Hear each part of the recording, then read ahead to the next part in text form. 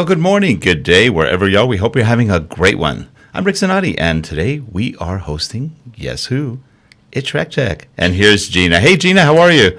Good morning. I'm doing great here in beautiful San Diego this week, and it's gorgeous outside. You're right, an undisclosed hotel somewhere in San Diego. I am, and I fly out this morning, so this is the challenge. I spoke yesterday here to the American Bankers Association, so it was, a lot of gray suits and practical shoes. And I now fly out this morning in a couple hours, so this worked out perfect to just sit in my hotel room. But tell me what's wrong with this picture. It's a very small cup. Not only is it small, it's hotel room coffee. I haven't even had time to go downstairs. This is tragic. As my daughter would say, first world problems, right? I'm drinking hotel room coffee. So, pardon me if I'm a little slow this morning. But yeah, I'm excited to be here. And you're not too far away. You're just, an hour away? Yeah, I really wanted to go down and see you, but I figured you were running in and out, and I've been really busy this whole week. The last couple of weeks have been just insane. So yeah. I said, shoot, next time. One of these days we're going to connect up. For all of you guys who watch the show, Gina and I have been working together now almost 2 years, and we have never yet met in person. That is still so weird. It's weird. It's actually weird. We've crossed in the night a couple of times, and but we've never actually had a chance to meet in person. And I'm really afraid because you might meet me and go, I don't like you. I know. I think we should. It's like one of those TV shows. We should never really meet because I think it could be some bad omen. That's funny. Well, it's funny. I've met Leva, who's often in the chat room. She actually came out last year to DevLearn and actually then flew out to where we are and stayed a night with us. So that was fun. Oh my gosh, that's really fun. But one of these, I told Leslie, well, let's just fly to Colorado or something, and we got to meet you. So yeah, you need to come to Colorado and go skiing or something. Yep. And I do see, I just logged on my laptop. Good morning. Leva's in the chat room. Dawn, everyone in the chat room, good morning. Hopefully the sound is okay. I know. Dawn's saying Gina's never in Colorado. I'm not. I don't think I really have a home anymore. No, in fact, that's just a fake address. She does that just to make it look like she lives there, so nobody can really figure out where she lives. Family has moved. We don't even know where she lives. In fact, we don't even know if she exists outside of Skype. I'm Max Headroom. I'm just in the box here. But no. Okay, so here's what's pretty funny. So a few weeks ago, I was in London and saw this fabulous app that we used while we were there. My husband actually turned me on to the app, so I have to give the shout out to the captain because he's the one that discovered Halo, and Halo is a taxi cab app, and it was probably one of the coolest apps. There's a lot of taxi apps. I've used one in the States called Cabulous. I've used another one called Taxi Magic. But Halo had some really unique features. So anyway, we had given him shout outs on Twitter and stuff and connected with one of the founders in London. Well, they're just launching in the US, so we were excited to have them on here. But like me, one of the founders is right now at Heathrow Airport. Another one is, I can't remember if he was in New York or in Boston, and they were doing all these big press releases and things. So Rick and I were laughing, saying it's easier to hail a cab with Halo than to hail one of the founders to get them on the show. They were supposed to be on this morning, and we haven't been able to connect. No, the cab never showed up. The cab never showed up, and we can't get the guy in the airport to tune in. So yeah, and we didn't want to risk the airport because sometimes airport connections are really bad, especially with Wi-Fi or anything else. So we decided we're going to give them a shout out a little bit later on, reschedule them later. It is actually a really cool app. It's really cool. I'm sad that they're not in Denver yet, but right now I think the 1st of November they're launching Boston, Chicago, and New York. So it'll be one of those things. And just to prove that we were ready, here is their website. Yeah. So that is the halo.com website. And that's kind of a portal that takes you to that. This is the USA site right here. And it looks like they not only do the cabbing, but they sell equipment. They sell all sorts of stuff. Yeah, it's interesting. And again, it was started by two cabbies. So one guy in London, one guy in Boston, and they came up with this idea. So I really want to get them on the show to talk about how did they take their idea from the idea and then actually put it into this business that's really taking off. I mean, they're in London, they're in Germany, they're in a few other countries, and it's doing so well. Now, I do have to admit, taking a cab in London is a different experience than taking a cab in the United States. I mean, they go to school to become a cab driver in London. and the cabs are extremely clean, and the service is it's just a wonderful experience. So it's different. It's a little different. Well, no, our cab drivers go to school here to learn how to fend off muggers. I don't It's know. a little bit different. We won't get into trouble because remember they are connecting with cab drivers here now. But That's true. So anyway, so it's different. But for those of you who saw my tweet earlier about preventing unicorn tears, what is causing all the unicorn tears? I always say anytime technology goes wrong, a unicorn cries, because technology is supposed to be magical. And I even have my iPad is called the Magical Unicorn. When I log on, it says, the Magical Unicorn is the name of it. And so I'm always laughing at when things go wrong. Well, this week, I've had several friends contact me via email, send me cries for help, with something that's very interesting going on Facebook. Shocking, I know. But now we've talked about in the past, for your business pages on Facebook, you can promote your post. And for those of you who aren't familiar with that, what that means is, let's say I have 1,000 people who have liked my business page, but only 100 or 150 are actually seeing the posts every day, which is kind of weird, but it has to do with all the algorithms and who's seeing your posts. So Facebook then says, and I think this is the whole plan, Facebook allows fewer people to see your posts, so then they say, hey, for $5 to $10, you can promote your post, so it will sit there for 3 days, and more of your more of your 1,000 fans will actually see that post. So you pay to promote the post. And sure enough, it quadruples, if not more, the number of people that see it. But this week, on your personal page, and not everyone, it's just rolling out, this week Facebook launched promoted posts on your personal profile pages, which I was actually at this conference in, where was I last weekend? Keystone. And a friend of mine who was another speaker at the conference, she said, what is this she was posting something on her personal profile. She said, Gina, what is this? It's saying, promote this post. And I said, oh, interesting, that now they're offering same thing for $7. Hers came up and said $7. And the amount has to do with how many people you're connected with. So the more people you're connected with, the more money they're going to charge you to promote that post. Mine would be about 12 cents. So now that's why I kept saying, okay, Rick, you have to pretend you like Facebook right now. Just pretend. And pretend that you had something really big, a conference you were going to attend that you really wanted to promote on Facebook. Would you pay would you pay $7 if you knew more of your contacts would see that post? Probably.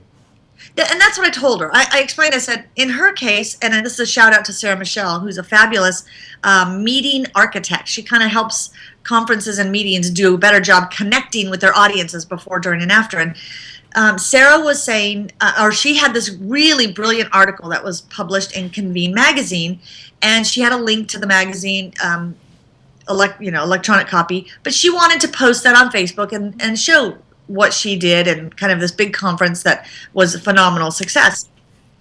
So in that case, it's worth paying to promote that post because this is a great PR opportunity. But if you're just going to post something normal about what's going on in your life, obviously you don't need to promote that post. No, I mean, for example, I'm having lunch right now. Hey, $7, I'll tell everybody. But you can tell more people. That's right. But here's what went horribly wrong and where the unicorn started crying. So she promoted the post. She typed in the post. She promoted the post. She goes on her way. And she said, can you go see if it shows up? How does it look and everything? So I go to her page. I don't see the post. And I said, Sarah, are you sure you posted it on your personal profile? I don't see it. She said, it's there. I see it. She goes, I'm looking right at it. I go to her page. I don't see it. So here's what's interesting that happens on a personal profile. When you type in your status update, there is a little option underneath the status box that allows you to send this to the world, so it's public, or I can say send this only to my family, or send this only to my people in this specific list. Maybe it's a list I have made on Facebook for clients. So you can target your content. Well, for some reason in the past week, I've had several people email me and say, no one has seen my post. I've asked my friends to look at this or comment, and they're not seeing it. What happened, and we just discovered this with Sarah's post, she had typed up the post, paid $7, and it only went out to a real small list that she had. So I don't know why this happens, or if it's something that she had toggled that choice last time and no one's really paying. See, I think what happens is we post things, we're not really paying attention to who is seeing this post. Right. And you need to make sure, if your intent is for it to go to the public, make sure that's set, because here she paid $7. The public didn't see it. Only the small sliver saw it. So repost it, redo it to send it to the public.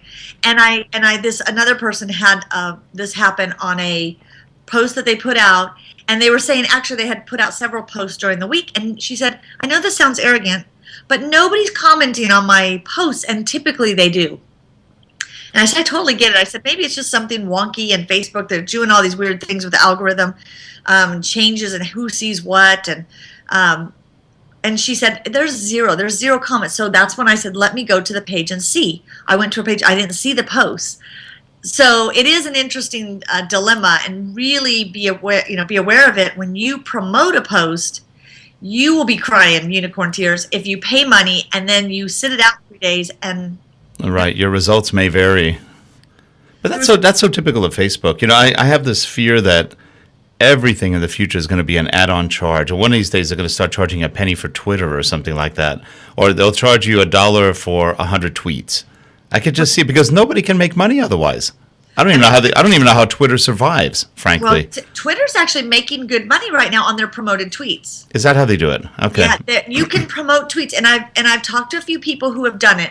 I'm going to actually run some tests doing some promoted tweets just to measure against Facebook ads, because you can run Facebook ads. You can promote posts through Facebook, which is different than an ad. Okay. And you get, again, if you're promoting a post, you have to ask yourself, why is it that I want to get more people to see this specific post? So you have to be strategic with what you're promoting. Well, now, where do they promote it? For example, on the Twitter site?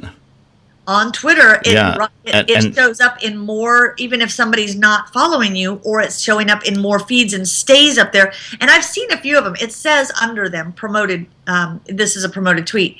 But it's... Interesting. Of course, you have to be on Twitter. So how many people do you know? I don't know anybody who actually goes to Twitter. Everybody goes to SchreckTeck, to Hootsuite, to TweetAdder, to all these different... So that's an interesting one. You probably lose half of your business market.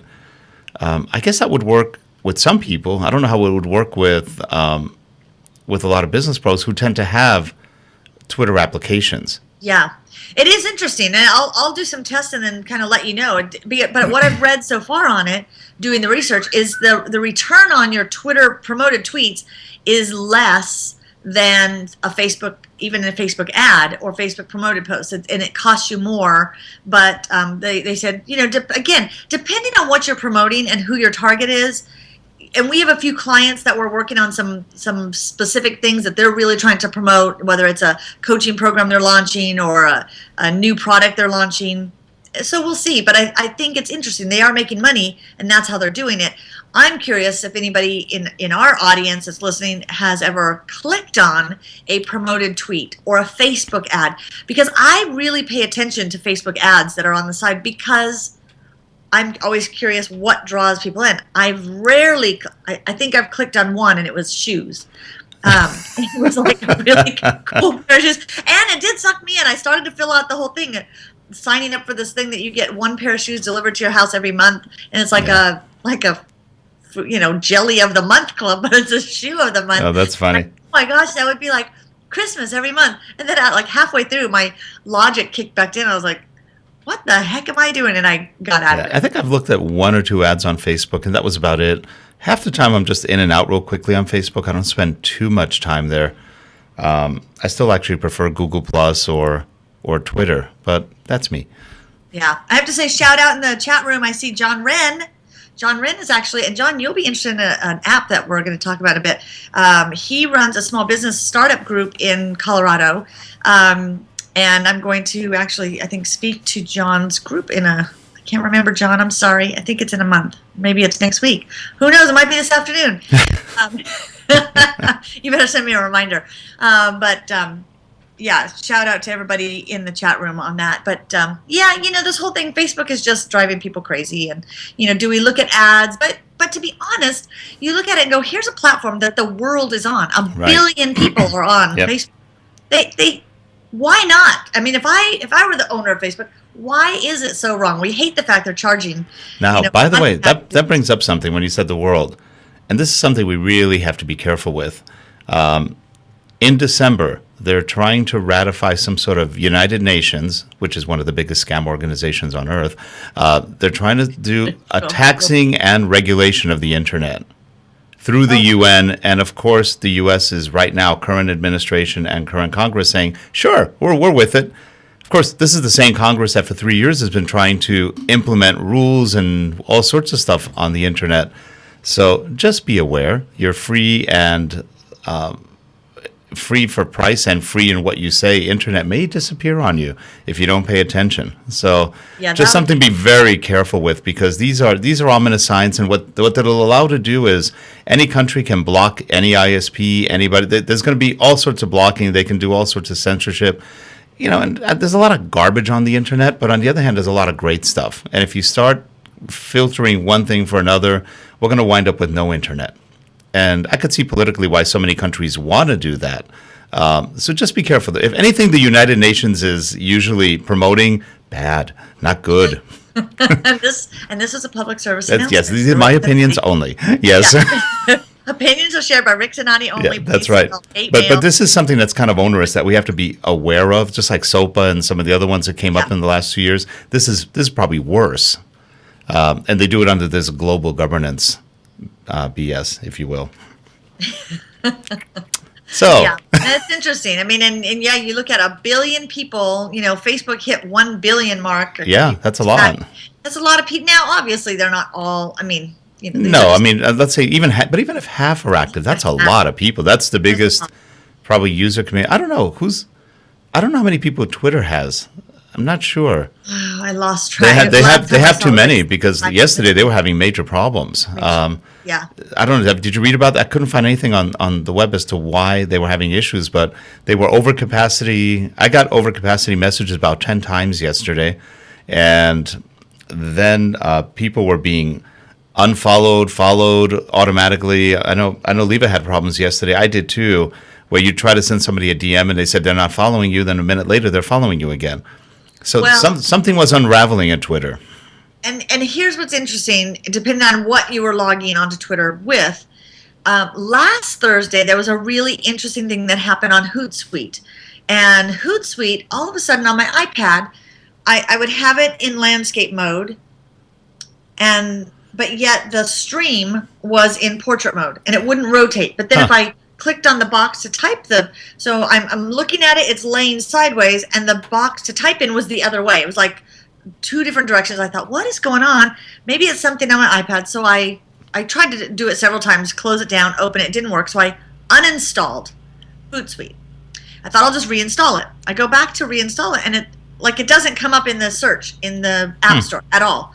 I'm searching for Hootsuite, and it was late at night, so I thought maybe I'm delusional and I'm spelling Hootsuite wrong. Or is it Hootsuite? I mean, literally, I started questioning my own mind, going, what am I looking? Why can't I find Hootsuite in the App Store? It was wiped from the App Store. So I went to my phone, opened up Hootsuite, and sent a message to Hootsuite Help and said, why can I not find Hootsuite app in the App Store? They said they removed it from the Apple Store until they could fix. There were some major glitches going on between Hootsuite and iOS 6. So if you upgraded to iOS 6 on your device, there were some issues, and they were having so many issues, they actually pulled it from the App Store until they could fix them. Interesting. I needed to use it, so I had to go plug in my iPad to my computer, reinstall from a backup on iCloud, and have it again. But they have since repaired it. But it's weird that I never got. They said they would send me a message and let me know what they've done. Now, I actually joined Hootsuite last week. I actually went to their $9.99 Pro version. Right. And I like it. It's okay. I mean, for what it does, and I don't know how to use it totally yet. I'm still trying to figure half of it out. But it's really neat for preparing things you want to say, like show announcements and things like that.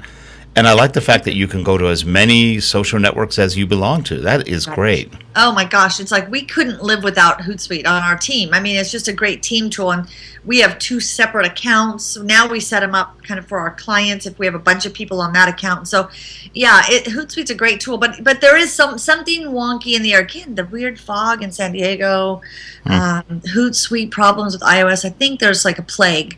It's a unicorn plague that's coming in, and so beware. But yeah, there were some weird things. Okay, so here's our small business hot app that, again, I love going to these conferences where I get to meet some of these app developers and new apps that are rolling out and some of the cool things. And was I in Orlando last week? Yes. Okay, it was just last week then. It seems like it was a long time ago. I was like, when was I in Orlando? At that convention, I met the founders of an app called Liquid Space. And for those of you who are involved in small business, if you're an entrepreneur, solopreneur, or maybe even a telecommuter and you work from home, but occasionally you need space. You need to rent out a conference room, or maybe you're having a big event, so you need a big event place, or you want to just have a regular office 2 days a week. There is an app called Liquid Space, and what's really cool is you go in there and you set these different you have lots of choices. I love the choices, like it says Jet Setter, which I never really thought of. There's some really cool places around airports that have cool views, might be a cool setting. So they have choices like Jet Setter, there to impress. So maybe you want a penthouse suite or something. Then it has unique spaces, out of the box thinking. And so it might be really unique spaces within other buildings. But what Liquid Space has done, and remember last week I was at this convention for corporate realtors.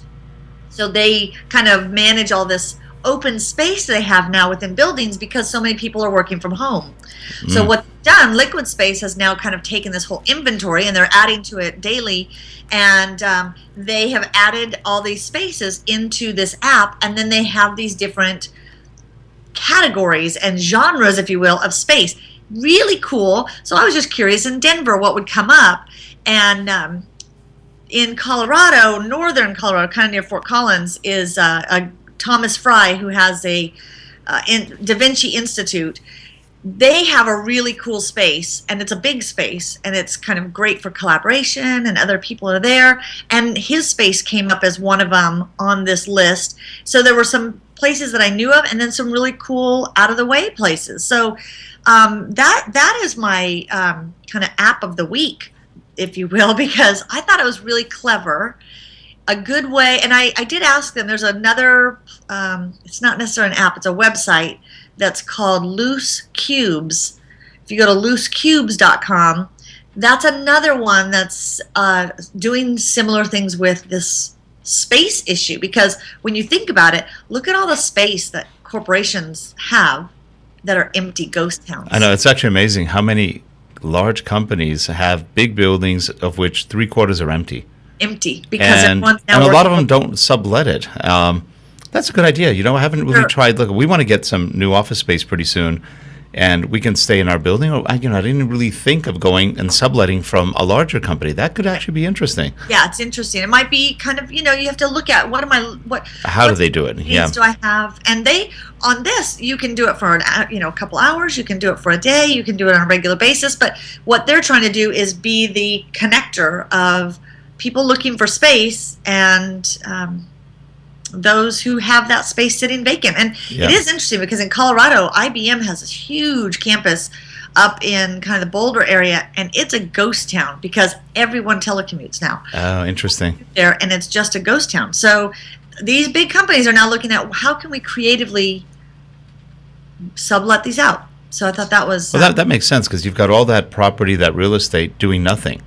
Yeah. So might as well sublet. And these companies are paying in some cases. Sometimes they own the buildings, but in a lot of cases they're renting. They've got big leases, and for some odd reason they don't try to break the lease or just pay it out. They just say, okay, fine, we'll just keep it. Yeah. It's a corporate expense. And they just leave it there. It's just sort of interesting. Yeah, it is kind of... but I know anywhere you go, you see a lot of empty offices. So in any downtown area, the lights aren't as bright downtown as they used to be anywhere. A lot of places are empty. So there's been quite a bit of that. I know LA has a lot of empty space. You can get rents pretty cheap in LA. Of course, you want to be in LA. It just depends where you are. Yeah. Where's my iPad? I'm using it for. I was gonna say, if you've upgraded to iOS 6 on your iPad. I did it that same week, I think, and I haven't had any issues so far. It seems okay. I haven't either, except for Hootsuite. That was my only thing that kind of cropped up. But here's what most people don't know: there are some really cool features on the new iOS 6 update that I didn't hear about. The Do Not Disturb feature, and I love that feature because I always have this dilemma. There's a couple apps I use at home and while I'm traveling that are like alarm clocks and sleep, White Noise Pro, and the alarm clock ones I love that wake you up to birds singing and so. But what happens if I leave the volume up is all night long, my iPad makes noise with different notifications. So I thought, okay, I either have to go turn all the notifications off, but the iOS 6 update brought Do Not Disturb to your iPad, and it allows you to set a time. I don't want my iPad to make noise from 11 p.m. to 5 a.m. or 5:30 when my alarm's going to go off. I did discover if you say do not disturb until 6 a.m. and your alarm is set for 5:30, you are snoozing until 6. So I discovered that one. So you want to make sure your do not disturb settings are set before your alarm goes off. But that I think was a really great, smart. That is a nice feature. Now, have you seen the new iPhone 5? I have. I held it and played with it. And what did you think? I'm still not that impressed. I wasn't either. I think I look at the iPhone with more skepticism than the true iPad. I went to the Apple store the other day. We weren't going to buy it. I want to see what's it like. And Leslie, my wife, was on the bench. She goes, well, maybe I'll switch from Android to iOS. And when she saw the new iPhone, she goes, nope, I'm staying with. I'm going to get I'm going to get a Samsung Galaxy S3 or whatever. It's a nicer looking phone. The commercials are right. Now, mind you, I have iOS devices. I've had them since they came out. I've had, I think, 3 or 4 iPhones already. And I'm not. I looked at the 4S. I had the 4S in my hand. Oh, by the way, Leva probably was wondering. This is my hand. Yes. What? You can't see it, but I smashed a finger the other day. So, yeah, I'm giving everybody the finger with my left hand. I was gonna say, this huge cast, right? Well, not a cast, but it's a bandage. Anyway, getting that removed today. She said I should have posted a picture on Twitter, so I just put it on the show instead. Yes, I had an altercation with a big bathroom door, and I lost. Oh, so, that's not good. No. Okay. I thought maybe you dropped an iPhone or something. No. It was something much more stupid than that. Okay. Well, but no, seriously, I held the iPhone. The thinness is kind of nice. The length, and one thing I really hated, now the icons are smaller and the text under the icons is unreadable. At least to me, it was unreadable. Whereas on my 4S, it was perfectly readable. So they made it smaller. It is a little smaller. Well, here's what my daughter realized. She said that and she doesn't have the 5, but her friend does, and she said if you open up an app that's not yet reformatted, they look crappy. Yeah, it had this dark edge around it. And in fact, some of the videos, that you look at are also going to have this kind of mark. They don't all stretch out correctly. I've been getting a lot of questions because of the iPhone coming out of people asking, what if I'm in the market right now, why? And they're always curious why I don't have an iPhone. I have an iPad, I have a Mac, I have iMac at home. I love the choices that Android gives you. I mean, there are so many choices, and I say a phone is real. You can't go wrong with any. In my opinion, there are so many smartphones out there that are just brilliant. I mean, you can't go wrong if you're a new user to smartphones, or if you're a BlackBerry user and you're wanting to finally get up to the 21st century. Then you go and you look at these devices. There's so many to choose from that you can't go wrong. So it's really a personal choice of holding them. That's why I have that Galaxy S3. Yeah. Love it. It's a beautiful phone. Sleek. It's you know what I don't like that they did on the iOS on the iPhone 5 is that it's not really 16:9 anymore. It's a stretched out right phone. And same width. Why? Yeah, same width. To me it's just too narrow. And people are saying it's too light, which I think that's kind of funny. I didn't mind the light, but I like the heft. I like the heft of the 4S a little better. Yeah, A little bit, but there are people who love iPhones, and then they would probably, the thing that I have heard and why you should wait is the whole thing with the power cord and everything switching from the 30 pegs to whatever 8 pegs. And no adapters, I heard, yet. Not yet, and so I would almost say, gosh, you wouldn't want to go iPhone yet. Well, everything I've read said if you have a 4S, there is no reason to upgrade at all other than that you want a slightly bigger screen. I agree. Right. I didn't see. I'm looking at my 4S and I looked at the new one. I said, I don't see anything better about the new one. It's kind of cute that it's so thin, but I don't know. I have big hands, so for me, the thinness didn't buy me much. Yeah. And now here's my dilemma. I have a lot of invested into the iPhone apps, and not that I use a lot of them, but I have all the iOS apps. Right. If I go to Android, which I did for 4 months earlier this year, and hated it because I had a crummy Android phone. That was the Bionic, which has already been discontinued. And the apps just aren't the same quality. They're not even close, especially when you want to talk professional audio recording or anything like. They're not there. True. Android doesn't have any of those. Even the business apps, they don't have anywhere near the quantity or quality that you can find on the iOS devices. So that's my only issue, is that I would probably I wish I could run Apple iOS on a Samsung. I'd be happy. Yeah, that's interesting. Well, but not yet. Yeah. Well, and it's a personal preference. Now, you said something about texting, typing on the keyboards and things smaller. I actually downloaded an app. This is for Android users. An app called SwiftKey on my Android, and because I kept having trouble even on that Galaxy S3. If you turn it sideways, I mean, you've got a big keyboard for your thumb. Right. But it wasn't guessing the right words, or it would change words that would just make me crazy, and I wasn't able to type as fast. And I was using the I think it was called Swipe, where you swipe your finger across, and I was getting pretty good at that on my other phone, and then that swipe wasn't available on the Galaxy S3, and I'm not sure why. Like, why would an Android app be available on one model? Oh, because that's how they do it. That's the problem. They're not. They don't always run. I was using AI. I think it was called AI Keyboard, which was excellent. It gave you something like 10 or 20 keyboard choices, big, small keys. Oh, interesting. And that was on Android. I love that. It was way better than the iOS keyboard. Though it kind of looked like it. It had a lot of other keys you could do too, like arrow keys, so you don't have to retype everything with. And that's what this one has. SwiftKey is an app you have to download, and it gets smarter as. What's really cool, I'm amazed. It actually, I'm almost typing a whole message just clicking the word instead of letters. It's guessing what I'm going to say as I'm typing, like the whole sentence. So it says that has this built-in. It will continue to get smarter based on words you've used and sequencing that you've used. And so you might have a couple people you kind of send similar messages to. It's going to guess the whole message for you. And so I've been using that on my Android. Really like that, but it did take a day just to get used to. It's a little different layout, but SwiftKey I really like for. Yeah. I mean, there are good apps on the Android. And by the way, if you do have iTunes, there's a ton of apps, some of them really good, that will take your iTunes library and play it on iOS. So I mean on Android. Yes. So maybe with that said, maybe I'll go back to an Android Samsung and the heck with it. Now you're an iTunes and you're a music person, sound person, so you might know this. I got a question yesterday. Someone said they've loaded. He has 4,000 songs in his iTunes library, which that blew me away by itself. I've got more. Oh my gosh! I've got 175 gigs on my. Just music. A lot of it's music.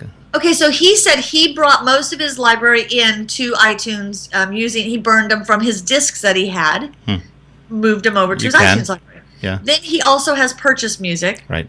And he said when he's listening to his music, the sound differentiation is like, so he'll be listening to one, it's really loud, the next one's really quiet. Right. And part of the problem is when you encode from, let's say, LPs, discs, vinyl, or other method, maybe CDs, it depends on how it was done. A lot of the new stuff is 128,000. Some of the older stuff was only and that's the bits versus 96 in the old days, or even worse, 64. So you're going to get different volume levels maybe, or he didn't encode it right. Well, and that's what I told him. I said, I have a feeling when you bring a CD in, depending on what system you're working on at that time, and how that's set. And if he brings it in through iTunes itself, they don't do that good a job. You have to get better utilities, and then you bring it into iTunes. And then there is a setting in iTunes. You can go in, and I've seen it, and it says something about equalizing sound or something where it'll actually help bring it. But he says it doesn't really work. No, you're better off. There's utilities out there. There's a ton of them, and some of them are free, that will take your CDs and other kind of music and then put it into an iTunes format. I think it's a .aif file, or what is it? ACC, AIC. What is it? Something. Yeah, I don't use that format often, but it does it. They do pretty good jobs, but the iTunes itself is so. I've brought a couple of albums and they sound flat. Well, I told him, because he said, I wonder if I should remove all the music and then reload. I said, you're not going to have much difference. I mean, and the thing is, iTunes itself, the digital music is now recorded at a higher encoding, so it sounds better. So it's different, yeah. So that's why you're seeing that. I mean, if you're looking at albums 20 years ago, they're not going to sound as good. Right. Okay. So that I'm glad. I just told him, I said, I'd investigate more, or you'd probably have to pay to have it done professionally. Right. No music for you. CDs. Yeah. I was like, yeah, I'm thinking just doing it on your computer, not going to get any different result that you already have. But so that's interesting. Well, you know what the old saying is, what's the sign of insanity? Trying to encode the same music over and over and expecting it to sound better. Yeah. On your iTunes. On your iTunes. Yeah. I was looking in the chat room if there's any questions. I do see, a lot of people gave up on TweetDeck. They're talking about TweetDeck and being kind of wonky and screwy. And that is so weird. I just don't get the whole. TweetDeck was the king. I mean, that was the app to have. I think they offshored it. I'll bet you money they sent it to India. Well, somewhere. I think what happened, Twitter bought it. Yeah, who knows now who's managing. It has a feel. It has definitely a feel of an offshored application, because TweetDeck used to work really well, the Air version, and this version is just. There's some nice ideas. I love the conversation view. Yeah. So when you're talking to somebody, especially DMs, you can actually have a good conversation without having to look at other stuff. But it just is weird. It's quirky. The fonts don't even look that good. It's just kind of quirky. Yeah. It is weird. Now John, I'm glad you saw my tweet. And a question John had, but John, I'm not sure what you mean by this. How does embed work? I can't make it work on our Facebook page. I'm not sure what embed. Oh, to embed like a video or something like that, you'd have to. Well, on Facebook, you can't embed. No, you can't. Yeah. You can upload the video. See, this is what's weird about. Or you can do a link. You can do a link and it opens up the YouTube little window, but they say you're going to get better Facebook showing because the algorithm gives you more points if you actually directly load it up into Facebook. Like you load a picture, you would click load video and you'd have to upload the video there, which you can only do if you have the file on your computer. You can't upload the video from a link on YouTube. So you either have to just share the link, which opens up a little window, smaller, or you upload it and it makes a big window. Your whole post is the window for video, and that tends to get a better better points in Facebook. But I always say it's not worth. I'd rather have the video on YouTube and go. And I don't know. He's actually saying like the show right now. Rick does all the like a live stream. Yeah, like live streaming. I don't know if you can do it into Facebook. Just in TV, but I know live stream you can. Yeah, you can do it through YouTube. There is a live stream, but I don't know. There may be some way to do it. As a matter of fact, I've watched several live events through them live streaming, and you have to add the live stream app onto Facebook, and then you go in and you're streaming it through the app, which is showing up on your page. So maybe Justin has one, but that's interesting. I don't know. I don't know if they do on Facebook. It goes to YouTube after, and then that can be, and we keep talking about, and I still not completely stable on using Google Plus Hangouts, because Google Plus Hangouts on air stream live on YouTube. That's true. Well, guess what, Gina? It's our time. We've done 40 minutes already. Imagine that. Yeah, we weren't even prepped. Our cab never showed up. Our guest doesn't show up, and we have plenty to say. But we'll shout out to the guys at Halo, wherever airports you're sitting, and hopefully you were listening in as we gave you the shout out, and we will hail your cab another day. And for all you guys in the chat room or watching the recording, please subscribe, or please come back next week. We love having you here. Have a good one, everybody. Bye, Gina. Bye. I'm going to go catch my plane now.